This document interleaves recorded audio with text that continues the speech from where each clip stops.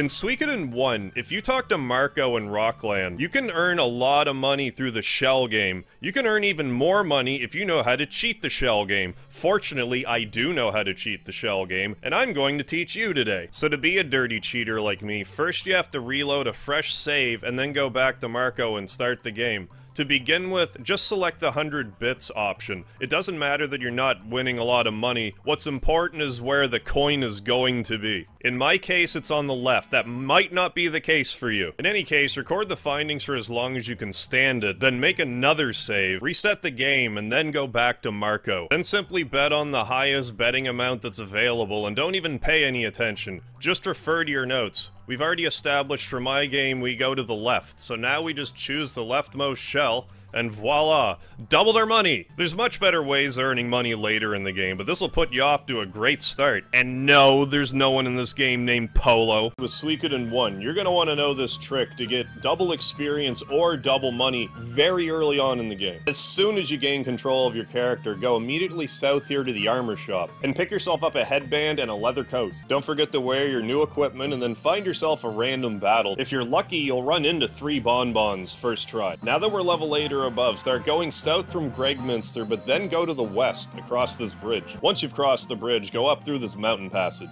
Level 8 or above is recommended for this passageway because it allows you to let go most of the enemies, enabling a 100% runaway chance. With the exception of these giant snails, you can't guaranteed run away from them, but just bring plenty of medicine. Eventually you'll get away. Once you make it through the passage and into the town of Sarade, just be sure to go to this house in the northeast side of town. Talk to this gentleman who'll commend you for your courage and offer you up a fortune crystal. Although if you'd rather have the prosperity rune, all you gotta do is do the exact same thing here, but come here as soon as you get Ted in your party. Quick Suikoden 1 PSA, as soon as you liberate your new headquarters, you're able to recruit party members. The first party member you should be going after is your old master Kai. You want to get him immediately. Here's why. Not only is Kai beastly at this stage of the game with an above average level and a level 8 weapon, but Kai has the distinct privilege of being the only character in the game to have a unite attack with the hero. It does full damage to every enemy on the battlefield with no penalty. Recruiting Kai is dead simple too. All you have to do is go due west from the town of Kuon until you reach the stairway checkpoint named Garon. You just talk to Kai and he'll join you no problem. The main theme of the Suikoden games, aside from the powers of fate, is that your actions have consequences. Which is why in Suikoden 1, I find this instance right here very fascinating. And it involves this crazed dude named Craze. And let me make it clear, he is not a good person. And as the game progresses, you're met with 2 choices. You can either kill him, or you can let him leave. If you let him leave, he just runs off, and really nothing ever comes of it. So what happens if you decide to kill this crazy guy up here instead? Well, outside of him just begging for his life, you also get a neat execution sound effect. Beyond that, what happens? Nothing! You can just straight up murder this guy with no consequences. The only theory I can come up with as to why this happens this way is just to be a red herring for later in the game when the opportunity to kill people arises again. Don't take it, by the way. If you know about even so much as one line of dialogue being different if you choose to kill Craze, I would love to hear about it. You may have noticed early on in Suikoden that it doesn't seem like you're able to run, but there is actually a few ways that you can. The first time you're likely to notice is when Stallion's in your party. If you hold down circle, you can run around with them. But if you're in the town of Kaku and go into the item shop, you may notice that there is indeed a holy crystal here, which says dash possible. So you can actually run in this game as early as you can access Kaku. I do want to bring attention to one other thing about Stallion, though. If you're in a dungeon and you use Stallion's escape talisman, it actually has unlimited uses. It does not go away. Furthermore, you can hand it to another party member and use it, and it still won't go away, as will be evidence here. However, if you put this escape talisman in your vault, it'll lose its unlimited properties, so don't. You can get stupidly overpowered early game in Suikoden if you do a little bit of prep work. First you need whatever stat boosting items you want. For the sake of this example, we're going to use fortune rune pieces, which increases your luck. Then be sure to make a brand new save before you start this process. Now that you have your fresh save, use all of the rune pieces that you want to use. I'm going to dump them all in the main character here. And as you can see, the hero's luck is at 84. Find a group of enemies that you're sure will kill you. It's not the worst idea to unequip all your armor when you're doing this. Once you are soundly defeated, you have the option to try again, which you should totally take. When you do this, the game will act as though you just reloaded the previous save file, which it kinda does, but it also retains your current stats before you died. As you can see, the hero still has 84 luck after doing this, meaning, if you're patient enough, you can max out all of your stats this way. There are other great methods to level up your stats quickly in this game, but this is the earliest one. Suikoden 1 began the tradition where you find Vicky some random place, you recruit her into your party, and when you go back to your castle, she'll teleport you anywhere you've been before. But in Suikoden 1 in particular, there's a bug that allows you to teleport way before getting Vicky, and I'm going to show you how to do that. So you have to make sure that Miss Cleo is in your active party. Wrong Miss Cleo. Make sure for your party formation she's in the bottom right area. She has to be there. So once you've done that, you just gotta try to feel around, which should be right around here. And if you do it right, Vicky comes out of nowhere to be able to teleport you wherever you want. I'm not sure why this happens. I'm under the impression it's similar to why you can recruit Mew in Pokemon when you otherwise couldn't. It's just like some sort of math thing. Did you know in Suikoden, you don't actually have to fight any of the bosses in the game? And it's not even hard to set up. Let me show you how it's done. Because normally you have to be all like, oh no, I have to fight this big scary boss, dude, what do I do? Well, you don't actually have to fight the big scary boss. All you have to do is go down to bribe and just hit the accept button as fast as possible. If you do it correctly, you just skip the fight. Observe. Away she goes. No boss fight. Now, it's not exclusive to boss fights. There are other fights that aren't really boss fights that you can't run away from, but this works for any of those battles, so have fun with your low-level game. Heads or tails, 6 faces of a die. I may be a fool, but these things I get passionate about. This is how you break the game, money-wise. Well, I mean, you have to do it right, but this is where you do it. Haha, that's ideal. It's a storm, so I pay triple, because I got 3 of a kind that wasn't 3 ones. If you bet all your winnings so far, I'll accept the challenge. That's how you do it. Do you want to continue? Yes, I do. I should at least be able to beat that. Well, we tied it. It's a draw. Yes. Well, on the same token, I mean, we keep that $500,000. It was worth riding it. I didn't necessarily want to do that.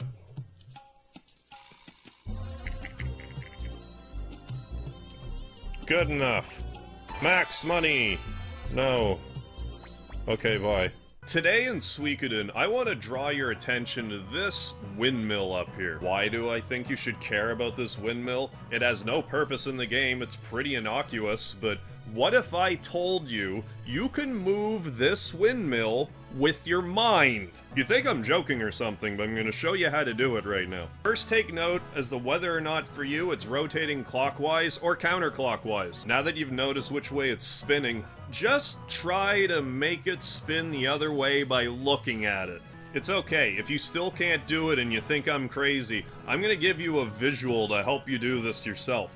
If you use the visual aid I just gave you, you should be able to see how it can spin either way. This optical illusion can happen because this windmill only has like 2 frames of animation. I'd love to know in the comments if you could do this or not do this. If you can't do this, feel free to watch the video again. It's possible. In Suikoden 1, if you go to the town of Rykon and go to this hut right here, you can talk to this appraiser named Jabba. It's not really clear to begin with, but he says if you can find something that he can appraise, he'll do anything you ask. What he wants is the nameless urn. Where is the nameless urn, though? Believe it or not, it's just somewhere around this area by the town of Rykon, if you just kind of wander around a bit. You'll eventually run into a Holly Fairy. But the main thing you have to keep in mind, the way that Suikoden determines its drops, is it's whichever enemy you hit first. You better make sure that you're hitting the Holly Fairy, then you actually have a chance to get the nameless urn. And when you do finally find it, it isn't like question mark pot or anything, it straight up tells you it's the nameless urn. In Suikoden 1, when you go to do the raid on Saunier, I would highly recommend bringing Pawn along with you and getting him up to at least level 30. Why? No reason. I'd also recommend going to the town of Tien and leveling up Pawn's weapon to level 12. Why? No reason. I'd also recommend going to the town of Ante and getting pawned some headgear, a ninja suit, and 2 guard rings for no reason. Lastly, for no reason in particular, I would recommend starting a separate save file from this point on. Leave me a comment down below for no reason if you want further guidance on this whole situation. There's something about Suikoden 1 that I just realized that is like kinda useful sometimes, but I mostly just find it funny. So you know that indie game Undertale where you can like kill everybody or not kill everybody? Well, if you take the kill everybody route, you can push up and down and do like a little fancy dance, which has been dubbed by the fans the Kara dance. Well, Suikoden 1 actually has the McDole dance. So if you want to take a chance at the McDole dance, you need to find yourself an urn or two, snuggle right up next to it, and just hold the direction towards it. Your character is just going to start waggling up and down. And to make it even funnier, if you have a holy rune to double your speed, you start going so fast against those urns. But hey, you can sort of lazily grind in some places, so genocide run. Due to the nature of Suikoden's leveling system, you can level up real fast with a little bit of prep work. First, find the party member that you want to level up. I chose Leonardo because I like the Ninja Turtles. You also want to make sure that you get them up to level 36. This is optimal for this strategy. Then you want to find a sweet spot in the story where you can go to Moravia with 2 party members. Also be good and sure to get the Fortune rune. That doubles your experience gain. Then you want to get into an encounter with 6 enemies and send them to hell. This'll kill them instantly. If you did the things that I said, eventually Leonardo will get pretty close to max level at level 94. Killing the hero doesn't split your experience like other games, so this is your best bet. Enjoy power leveling. In Suikoden 1, Leon Silverberg is a very tricky, time-sensitive recruit to get. Here are the best steps to take to get him without messing it all up. First, ensure that your castle's at level 4. You know this is happening when you see this cutscene. I recommend doing this after you visit the Dragon's Den. More specifically, immediately after you talk to this braggart Taggart. After the aforementioned scenario, if the Liberation Army is big enough, if you go to the town of Calica, Leon will tell you how impressive it is, and to please tell Matthew about it. At this point, immediately go back to HQ and talk to Matthew. You can't do this if there's active storyline stuff going on. Matthew's gonna want you to give Leon Silverberg a letter. Immediately warp back to Calica, and Leon's gonna acknowledge the letter from Matthew. And after some dialogue, Leon Silverberg will join your party. In Suikoden 1, Mace from Seek Valley is another really tricky recruit to get in the proper window to get the best ending in the game.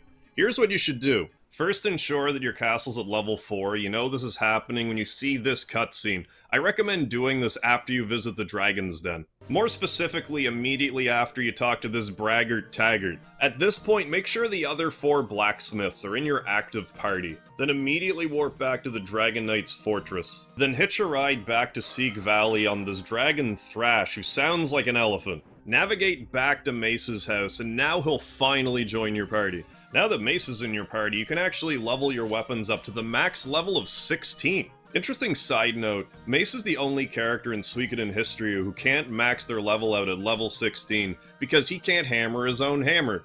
Neat. Quick Suikoden 1 PSA. In order to get the best ending in the game, you have to recruit Sonya here, but at just the right time. As soon as you finish the events at Trezazarade, you just have to conveniently go back to this basement and just talk to Sonya, who's all locked up here. Tell her you want her to join you and be real insistent about it. If you're vigilant, recruiting Sonya with her blade will be the last star of destiny you'll need to recruit. But seriously, do this as soon as you can, otherwise you will miss your chance. One of the coolest things about the Suikoden games on the PS1 is how you can transfer Suikoden 1 save data to Suikoden 2, but how exactly do you do that?